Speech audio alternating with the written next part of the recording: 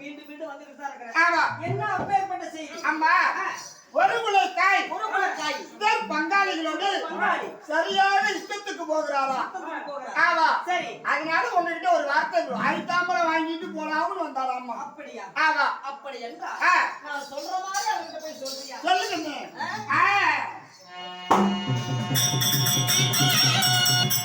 அம்மாவினே பால் கறந்து அதிலே முகல் பார்த்தா தெரியுமா?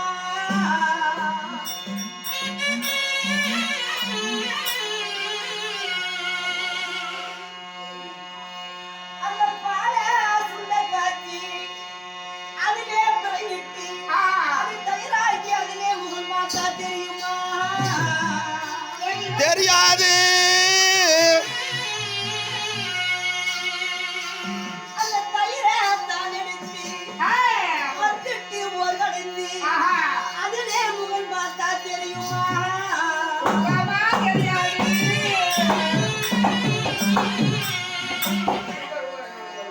அந்த எண்ணெயை தான் எடுத்து அதாவது ஒரு பாத்திரத்தில் காய வைத்து அதிலே முகல் பார்த்தா எப்படி பழிச்சென்று தெரியுமோ? அதுபோல் சொன்னார். நான் சொன்ன வார்த்தை ஏற்றுக்கொண்டேன் தோழி.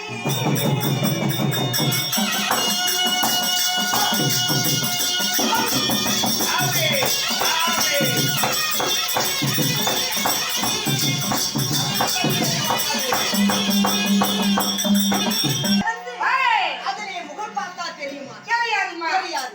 அந்த பாலை சுண்ட காய்ச்சி அதிலே பிழையிட்டு அதிலே தயிராக்கி அதிலே முகம் பார்த்தா தெரியுமா? தெரியாது. அந்த தயிரை மத்திட்டு தான் கடைந்து அதிலே முகம் பார்த்தா தெரியுமா? அந்த மோதி முகம் தெரியாது. அந்த மோரை வெண்ணையாக்கி அந்த வெண்ணையை ஒரு பாத்திரத்தில் காய வைத்தார். எப்படி தெரியும்? திருத்தமன் தெளிவா சென்று கண்ணாடி போல் தெரியுமா? அந்த நெய்யிலே போல தான் பிறந்த வரலாறு ஒவ்வொன்றாக எடுத்துரைத்தால் நான் சொல்வதை ஏற்றுக்கொள்வேன். 7 திரையிடணும். அவன் முதலிலே உங்களுக்கு கூட அவன் 7 திரைக்கும் அந்த திரை இப்படி பார்த்துலாம் நினைக்க மாட்டான். அப்புறமா பின்புறமா காடிட்டு தான் நினைப்பேன். விளக்கம் எனக்கு சரியாக இருந்தால் அதன் பிறகு ஏதாவது பேசிக்கொள்ளலாம். சாணி கந்தமண்ணா 7 திரையிட்டு 7 திரைக்கு அப்பால் நின்று அதாவது ஆவின் பால் கலந்து அதுல மகமாத்தா தெரியுமா? தெரியாது. மார்க்கிட்ட தெரியாது. இந்த இடத்துக்கு நீ போவாதா? விளக்கமா சொன்னா இந்த ஐயா அம்மா தெரிஞ்சுக்கிட்டாமா. திரையிட்டு அதன் பின்புறமாக இருந்து சொன்னால் தான் சரியா முகத்தை பார்க்கவே வேணாம். திரையிடுங்கள்.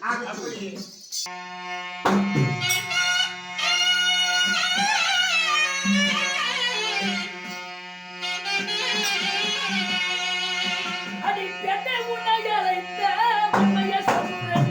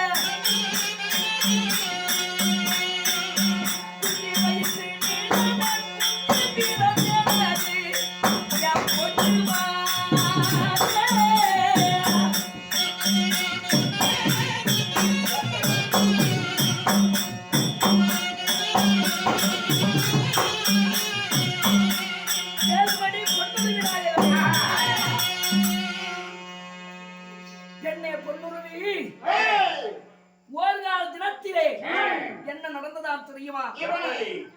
தூர்வாச மகாமுனிவருக்கு என் தாயாகப்பட்ட குந்தமாதேவி சின்னஞ்சிறு வயது 5 சிறு வயது அறியாத பருவம் கொஞ்சம் சிறுவது குழந்தை பருவத்திலே என் தாயாகப்பட்டோர் பணிவிடை வேலை செய்தார்.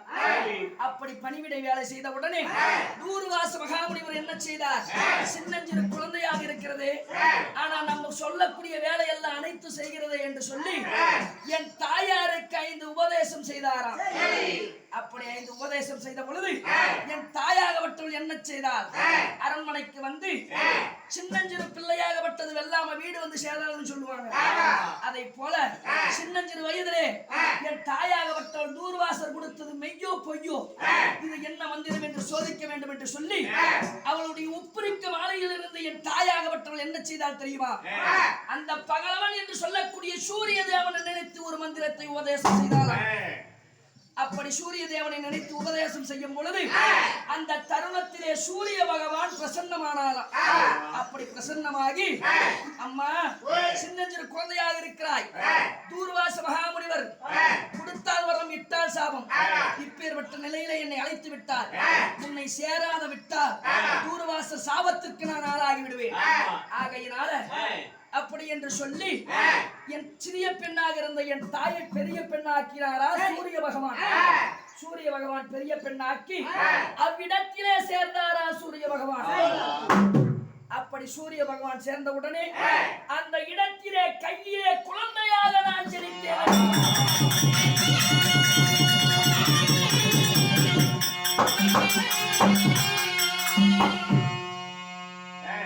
அப்படி நான் குழந்தையாக பிறந்த உடனே என் தாயாகவற்றவள் அழுந்து புலம்புகிறாள். ஐயோ, இப்பேற்பட்ட நிலையிலே நான் சின்ன சிறு குழந்தையாக இருந்த என்னை பெரிய பெண்ணாக்கி நீங்கள் சேர்ந்து விட்டீரே, ஒரு குழந்தையும் பிறந்து விட்டதே, இந்த குழந்தையோடு நான் வெளியே சென்றார் என்னை ஏளனம் செய்வாரே, பரிகாசம் பேசுவாரே என்று சொல்லி அழுதாலாம்.